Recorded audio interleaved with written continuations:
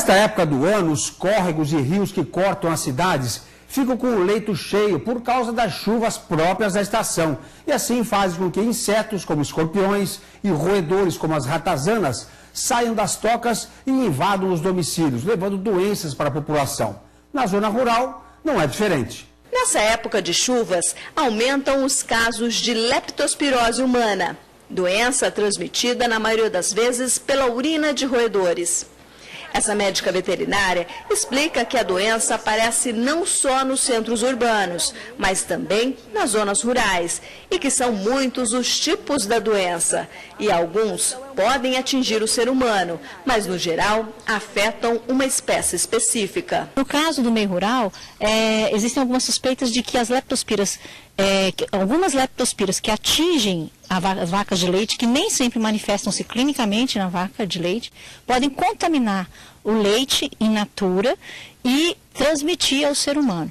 A ocorrência em rebanhos brasileiros aumentou desde a década de 80, chegando a atingir atualmente quase 70% de incidência, sendo que pouquíssimas propriedades se encontram livres da doença e algumas apresentam 100% dos animais infectados. Em bovinos, por exemplo, a presença de um animal que esteja em trânsito e pare na propriedade, contamine água, aborte, né, e traga, né, a leptospira para aquele pasto, por exemplo, você tem um surto normalmente que resulta, por exemplo, dependendo do tipo de leptospira, pode resultar em surtos de abortos, ou pode resultar pode ser uma leptospira que gere, por exemplo, problemas de ordem renal no animal, né, num grupo de animais. O produtor deve tomar alguns cuidados para que os animais não se contaminem. O tratamento é a melhor prevenção e a vacinação é a melhor estratégia. No caso de animais domésticos rurais, né, bovinos,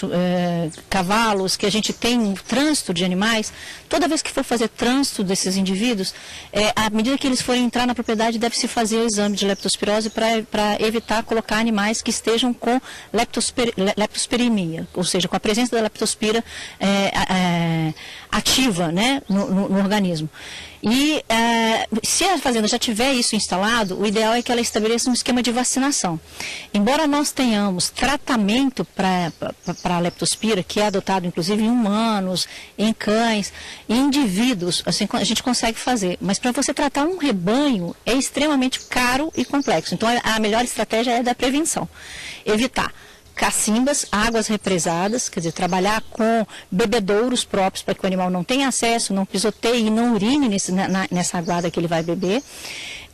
Passar a trabalhar com vacinação, e essa vacinação ela deve ser periódica e repetida anualmente. Para reconhecer a leptospirose no rebanho bovino, há necessidade de se fazer uma associação dos sintomas com exames laboratoriais. O ideal é usar uma vacina produzida para os diferentes casos. Para a prevenção, os produtores devem, por exemplo, evitar a entrada de roedores nos locais onde os alimentos estão armazenados, principalmente o milho, e também evitar o trânsito de animais dentro da fazenda sem saber que histórico tem. O ideal é fazer com que a vacina contra a leptospirose faça parte do calendário sanitário das fazendas.